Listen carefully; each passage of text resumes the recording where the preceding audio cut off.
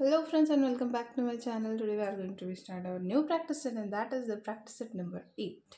याच्यामध्ये आपल्याला हे बघायचं आहे की नंबर्स इंटिजर्सचं सबस्ट्रॅक्शन कसं करायचं, ॲडिशन कसं करायचं हे आपण लास्ट व्हिडिओमध्ये पाहिलं. That is a practice set number I think that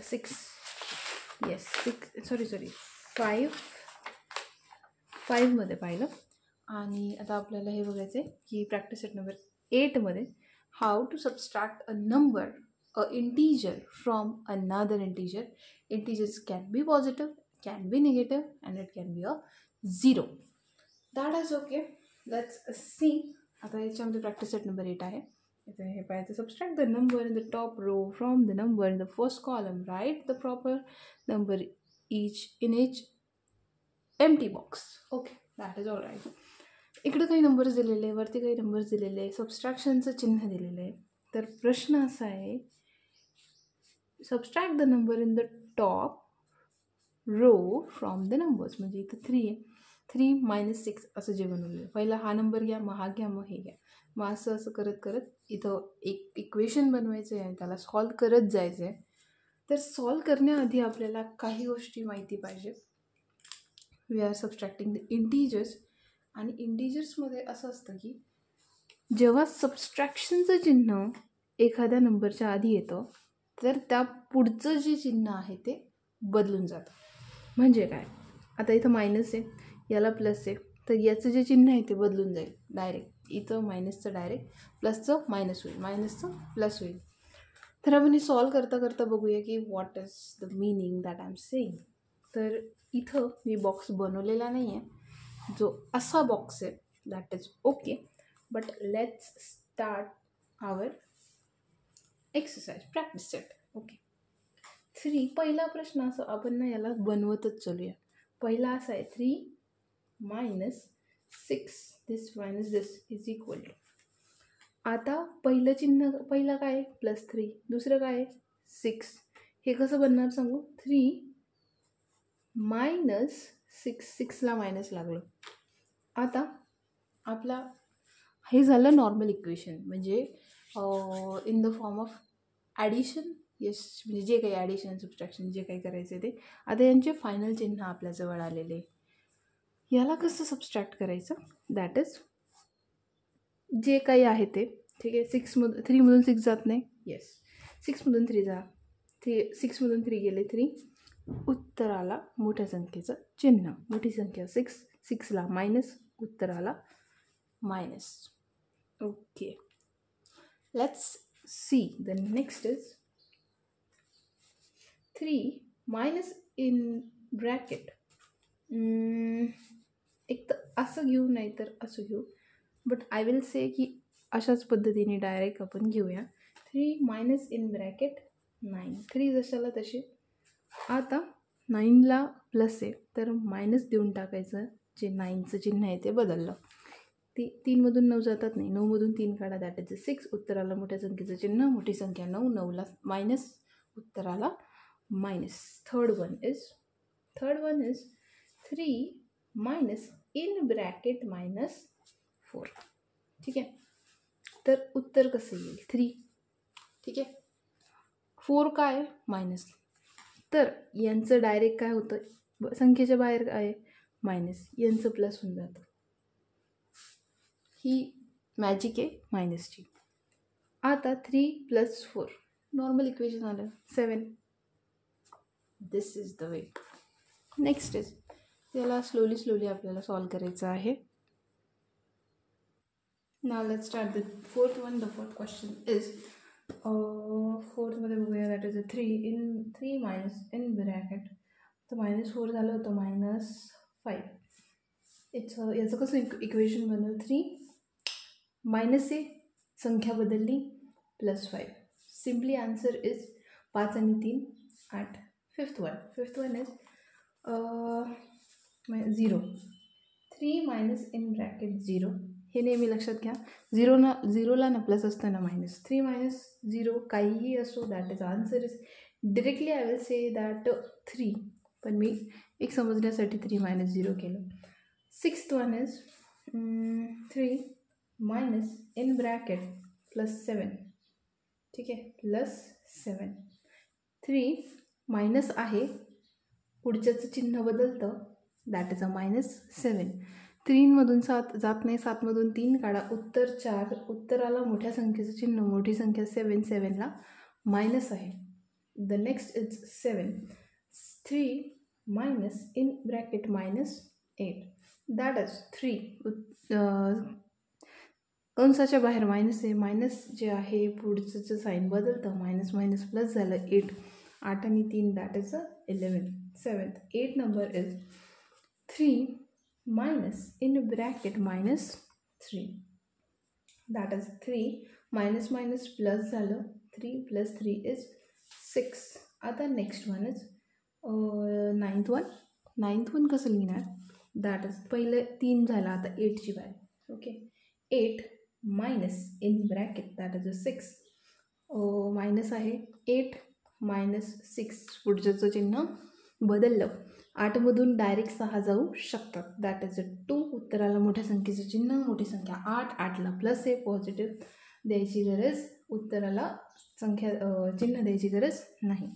10th number that is I think yes 8 minus in bracket 9. 8 - 9, ठीक आहे. आता हे कसं आलं, आता मी तुम्हाला सांगितलं.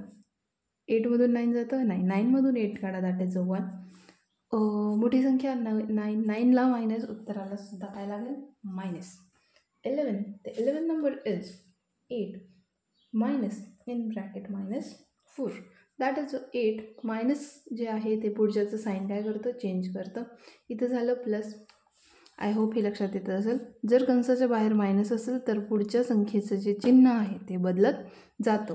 मायनस असेल तर प्लस जातं, प्लस असेल तर मायनस होतं. तर लेट्स स्टार्टेड. 8 आणि 4, 8 + 4, it is very simple addition, that is 12.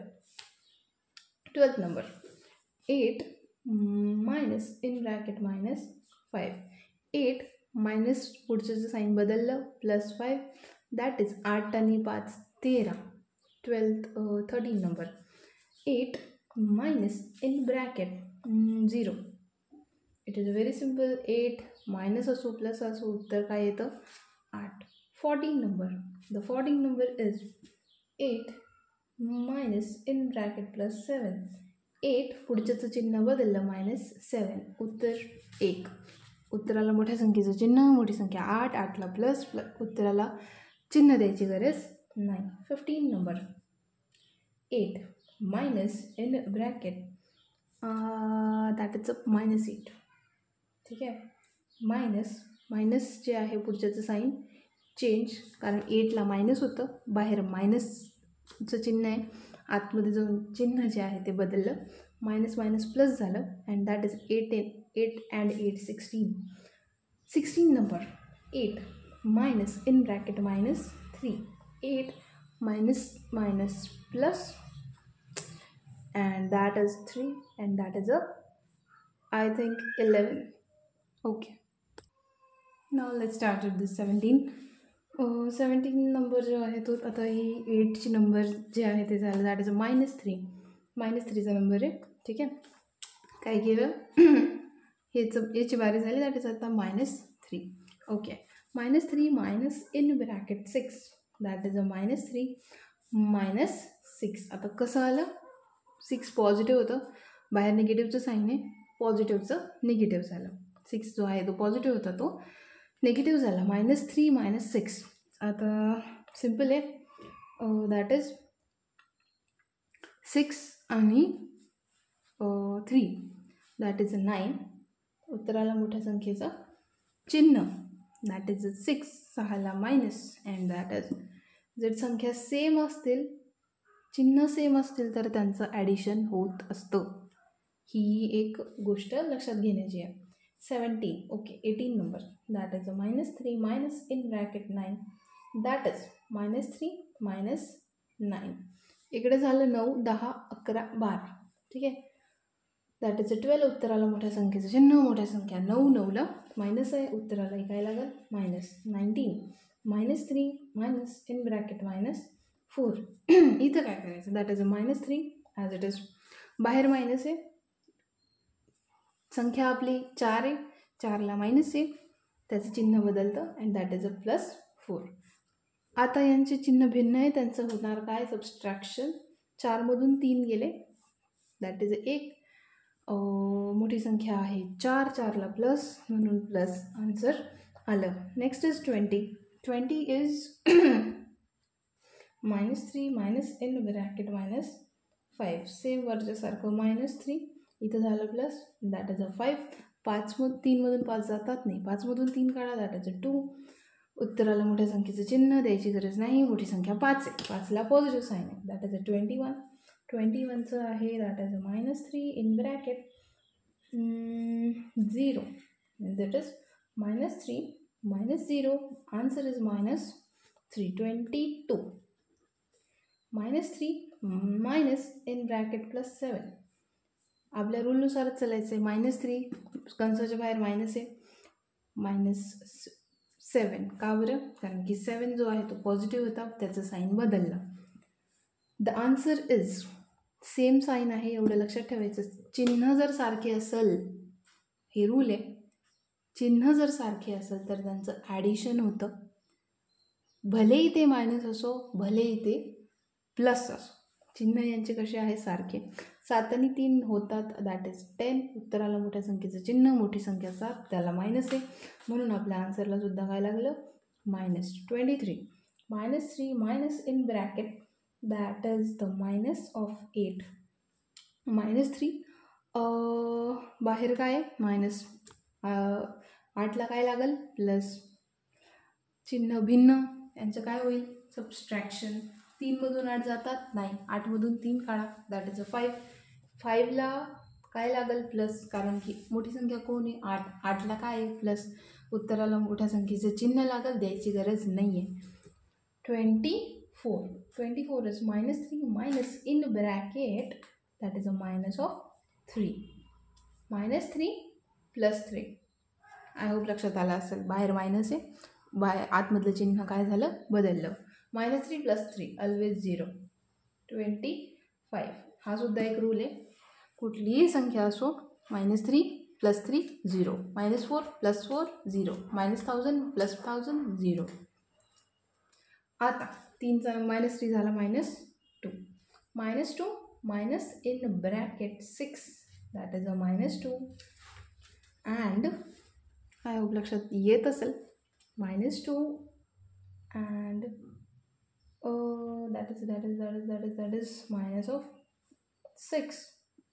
चिन्ह सारखे, यांचं ॲडिशन होईल. 6 आणि 2 8. उत्तराला मोठ्या संख्येचं चिन्ह, मोठी संख्या 6 आहे, 6ला मायनस आहे दॅट इज अ -8. 26 -2